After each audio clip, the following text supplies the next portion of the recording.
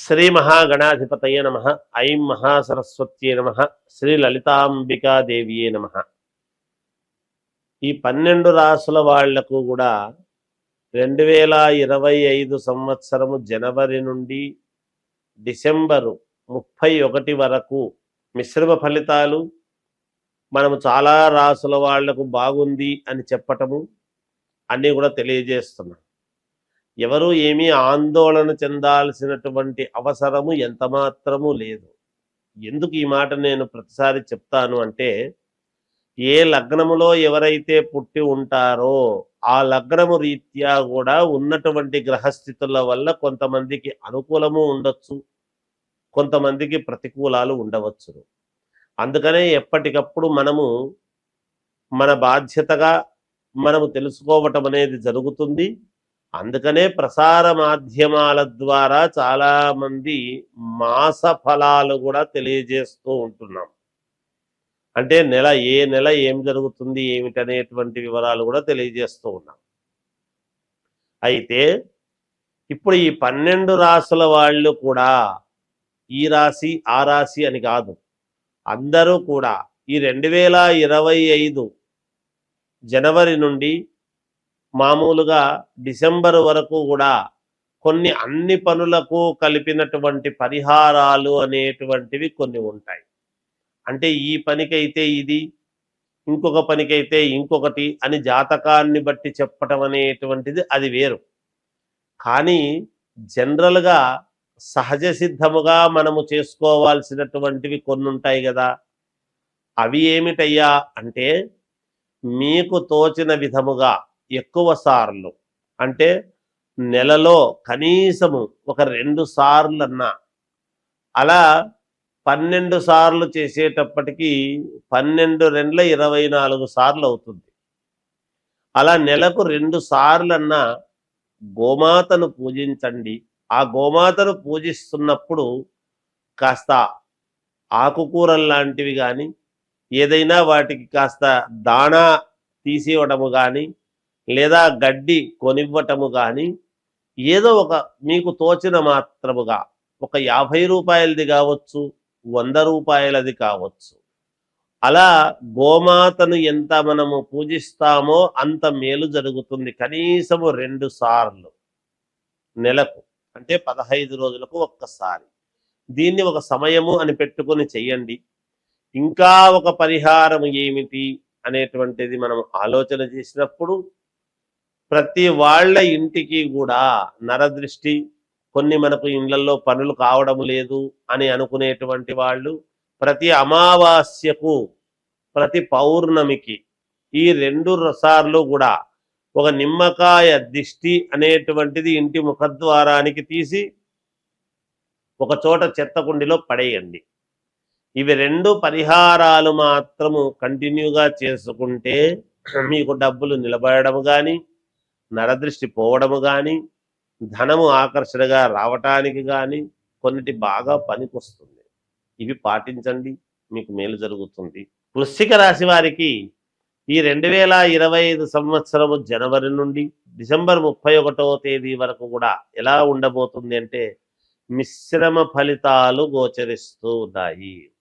మీరు మాట్లాడేటప్పుడు కొంచెం జాగ్రత్తగా మాట్లాడటము, చేసుకునేటువంటి ప్రతి పనిలో కూడా ఆచితూచి పనులు చేసుకోవటము, ఒకదానికి వెళ్ళేటప్పుడు కూడా ఒక్కసారి బాగా ఆలోచన చేసి వెళ్ళటము, ఇలాంటివన్నీ కూడా మీకు కావాల్సినటువంటి వ్యక్తుల దగ్గర మంచి సలహాలు తీసుకుని ముందుకు వెళదామా వద్దా అని 1-2 సార్లు ఆలోచన చేసుకొని ముందుకు వెళ్ళేటువంటి ప్రయత్నాలు చెయ్యండి. మీకు మేలు జరుగుతుంది. నరదృష్టి బాగా ఉంటుంది. ఎన్ని మాట్లాడినా నరుడ యొక్క దృష్టి అనేది అంత మంచిది కాదు. తర్వాత శత్రుత్వం అనేటువంటిది కూడా పెరుగుతున్నది. శత్రుత్వం ఎప్పుడు పెరుగుతుంది? మీరు బాగా అనుకూలముగా మీ పని మీరు చేసుకుంటూ ఉంటేనే కదా శత్రుత్వం పెరుగుతుంది. అలా ఈర్ష్య ద్వేషాలు అనేటువంటివి కూడా సాటి వాళ్ళల్లో ఉంటాయి. అవి బయటపడకుండా జాగ్రత్తగా మీతో మలుచుకుంటూ ఉంటారు. అలాగే కుటుంబ సమస్యలు అనేటువంటివి కూడా విపరీతముగా ఉంటాయి. దేహ సమస్యలు కూడా ఉంటాయి గాక అప్పుడప్పుడు అనారోగ్యము అనేటువంటిది సూచనప్రాయముగా జరగవచ్చును. దానికి సంబంధించినటువంటి విధముగా మీరు డాక్టర్ సలహాలు తీసుకొని ముందుకు వెళ్ళండి, మేలు జరుగుతుంది. అలాగే గవర్నమెంట్లో ఉన్నటువంటి వాళ్లకు కొన్ని ఇబ్బందులు వచ్చేటువంటి అవకాశం ఉన్నది. ఏముందిలే మాకేమి, ఎప్పుడో ఏదో చేశాం కదా, ఇప్పుడు ఏముంటుంది అనేటువంటి భావన రాకూడదు.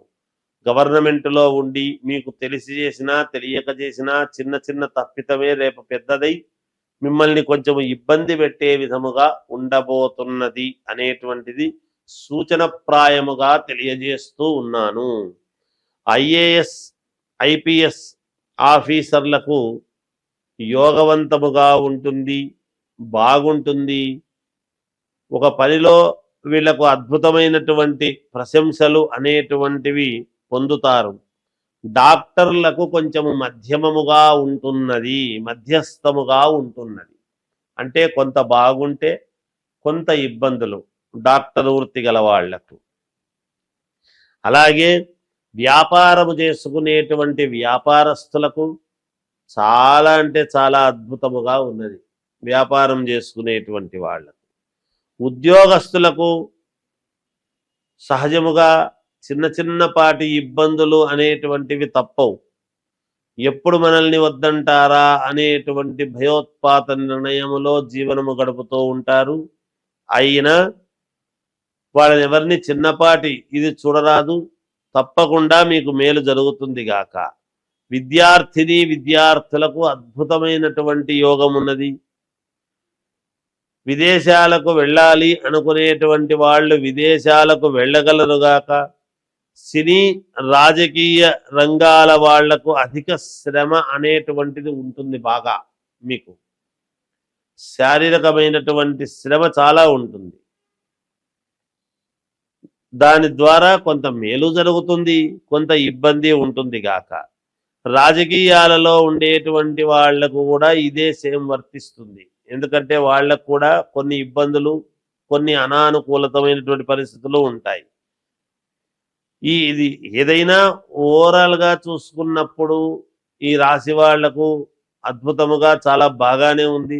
వివాహము కావాల్సినటువంటి వాళ్లకు వివాహం అవుతుంది.